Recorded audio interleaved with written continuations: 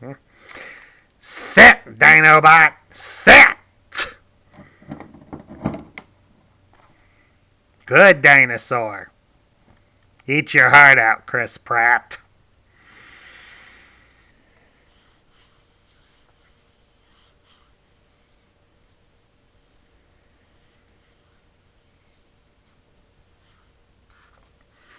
Hello, everybody. Sparkster1701 here. It's time for our final look at the Kingdom Wave 2 line. And we're going to finish it off with Dinobot. Dinobot, of course, is a Beast Wars era character. He did serve as a Predacon for a while, but apparently later defected to the Maximals. This one has him set up in his Predacon mode, or at least that's the way the instructions depict it here. They got the Predacon symbol. But of course, when he's in your own home, you can claim it whichever way you want. Now, of course, I also want to give you all a heads up there, in case you haven't heard, there is going to be a repaint and a retool of this figure available. I believe they said it was on Amazon as part of a Battle Across Time 2-pack where they've retooled and repainted Dinobot here to be a Beast-era Grimlock, and he will be sold with an Earthrise-like version of Mirage. So that's something to keep an eye out for. I'm likely not going to go after it due to the fact that all these extra exclusives being retools and repaints is getting rather expensive on the old wallet. And eating up a lot of my storage space too, so unfortunately something's going to have to give, and let's face it, out of a lot of them that has been done, I've not really liked a whole lot of them, so but that's just a basic overviewed opinion. We'll see what happens as those get closer to release. But at any rate, let's take a look here at Dinobot.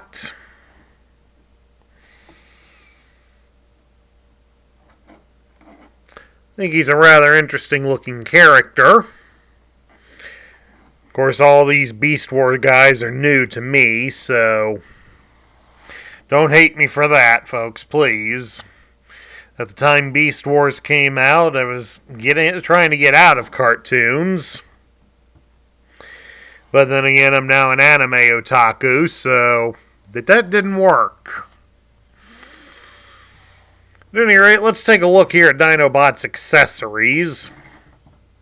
Starting with this large weapon here.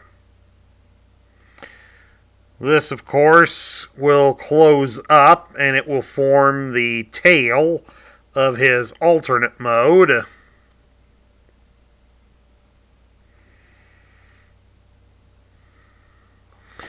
And then, of course, we've got this sword.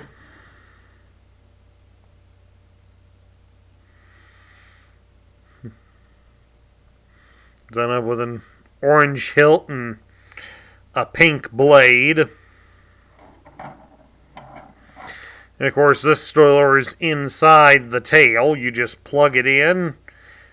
Since the hole only operates one way, you just plug it in like that, and then bring the ends down, and there you have one dinosaur tail. Just something to keep in mind if you buy it loose, that it may be collapsed in here. You'll be able to tell because the tip of the tail will be pink rather than the matching brown to go along with that. At any rate, while we get ready to start teaching Dinobot some dancing lessons here, let's take a look at some of his articulation real quick.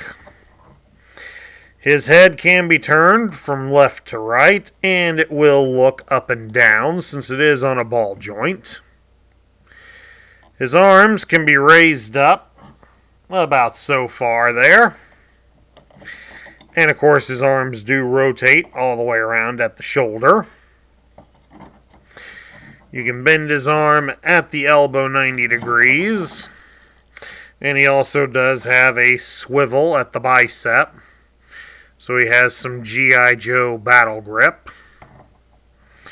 There's also a joint at his wrist, so you can turn his arm at the wrist. And of course, he does have joints that allow his fingers to be closed up. So already this guy's got more than most. We can twist him here at his hips. You can spread his legs apart into a full splits. His legs, there we go, they do rotate at the thigh a bit. You can raise his leg at the hip 90 degrees. You can bend his leg at the knee slightly over 90 degrees. And of course, you can pivot his ankles. So Dinobot here really has a lot of articulation going for him here. Alrighty, now we're going to transform Dinobot. And he is rather on the complex side a bit, but not too terribly. First thing you're going to want to do is make sure his arms are like the way we've got them here, with the 3 toes on top and the 2 on the bottom. We'll straighten his arms out, and you will extend them out sideways, like so. And then we're going to go into each hand, and we're going to open them up.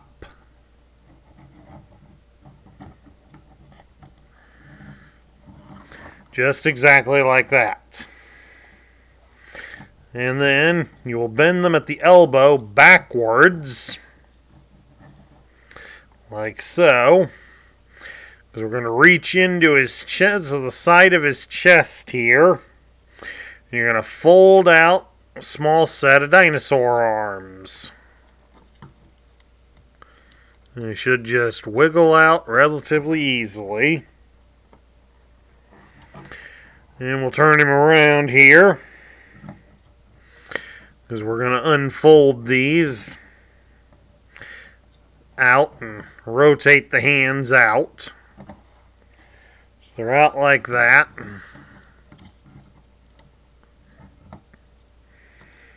And they should be brought further to the back. Instructions seem to show that they should be rotated in such a way that they come out like this. And be like that. So it's kind of okay, whatever is needed to appease them.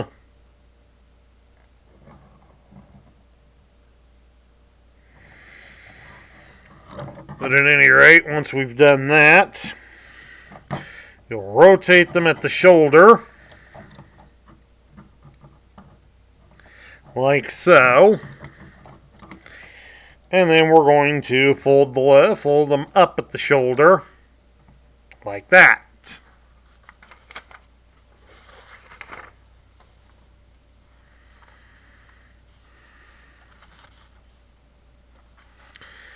And of course, once we've done that, apparently we can fold out some certain sections here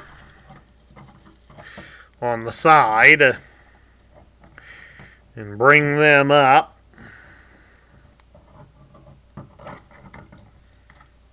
Trying to hold him steady while I do this. Alright, just exactly like that.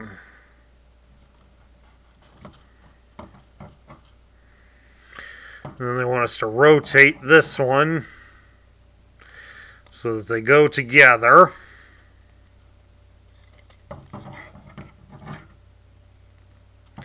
Like that. And then you lay the legs inside them, just like that. Then we come around here to the back side. And we're going to pop this section free, raise it up like that.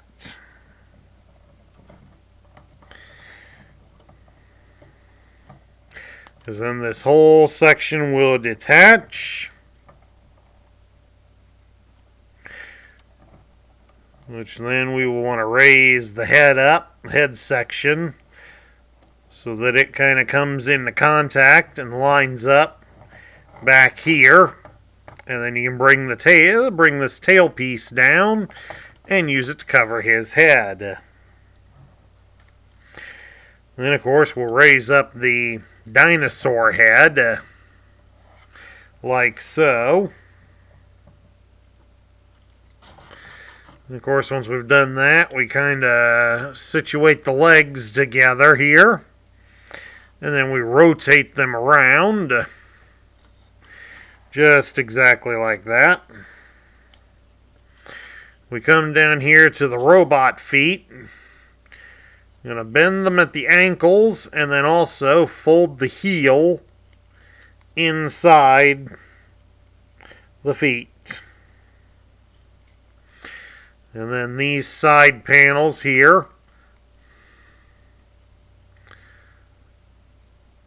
will open up like so.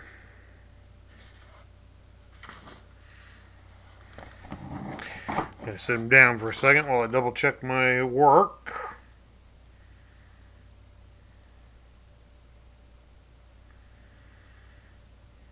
And that's when we start folding everything down and around. May have to shift the dinosaur arms to get everything to come around.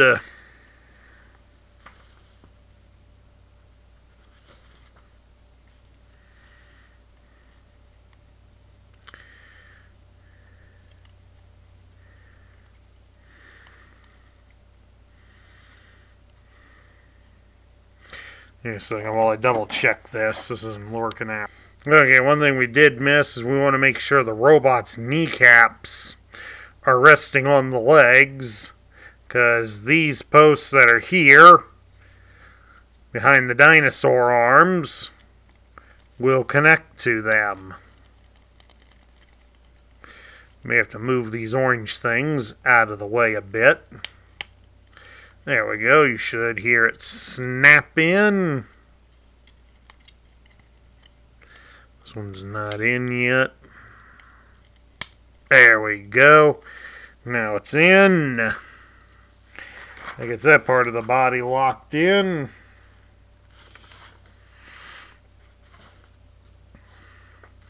And then, of course, as we bring down the butt, we swing out the robot feet enough to let this section get clear.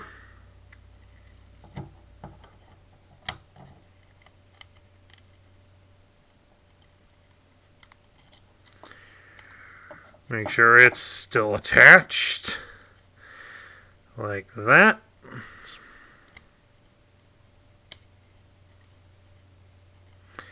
And there we go.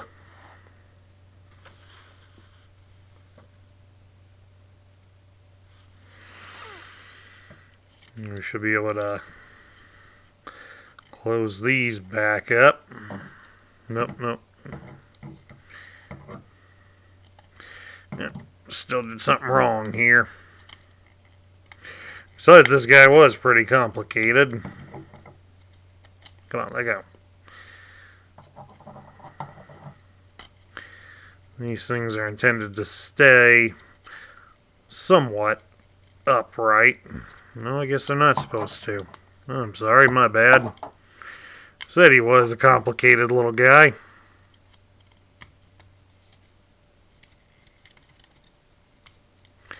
At any rate, let's get him reset.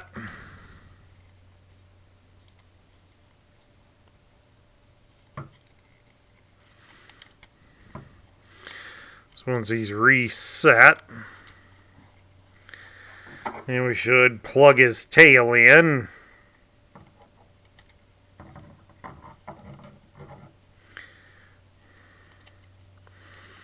And then we just adjust the legs and the arms. Down and around.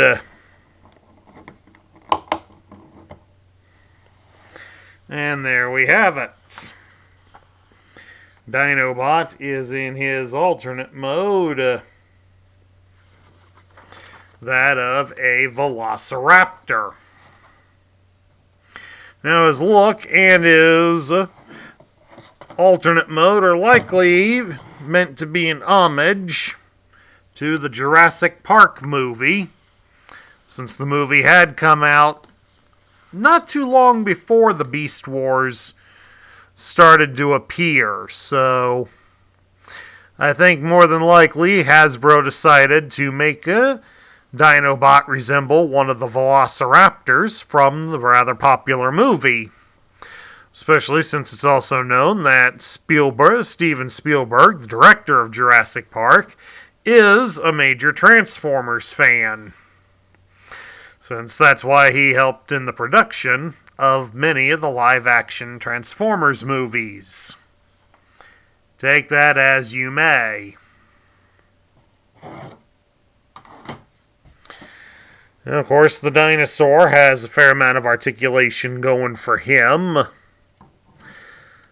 We can rock the head just a little bit. Leave the mouth opens too. Yep, there we go. Get the mouth open. Yep, the mouth opens. Of course, you can move the arms all sorts of every which way. And of course, you got knee and ankle positioning on the feet. So all in all, you do get a fairly posable dinosaur toy. Now, of course, we get down to my thoughts. What do I think of Dinobot? Well, I'd say he's got the potential to have been an interesting character. Knowing that he defected from one side to the other kind of makes him somewhat interesting. Now, whether or not you believe his inspiration coming from Jurassic Park or not, well, judging by the fact that he looks pretty close to the velociraptors featured in the movie, I can see them going for that. However, as we also know, paleontologists have told us that a true velociraptor is not that big. But if you can suspend disbelief, and since we're talking about a toy line that features robots that transform into vehicles and creatures and all that, I think we can suspend our disbelief just a bit. This toy is pretty good. I do like the fact that it is a bit of a challenge to transform him. And a challenge is always good. And he does have quite a lot of articulation going for him, so even an adult collector would be impressed to have one like this in their collection. As it can be said, Dinobot here can be set up ready to battle. And that concludes my review of the Kingdom version of Dinobot. I hope everybody enjoyed it. If you liked the video, please leave me a thumbs up here at YouTube. If you're new to the channel, hit the subscribe button and join our ranks. Make sure to ring the bell so you'll be notified when we post new content. We also ask you share this video with your friends and fellow collectors. That's what helps this channel grow. And also leave your thoughts about Dinobot in the comments down below. This is Sparkster1701 saying that next month we're going to go back to some Generation 1 toys, since I've gotten a few completed that I'd like to show off before we totally forget about them. So, I hope everybody will enjoy seeing some vintage figures, and I'll catch you all later.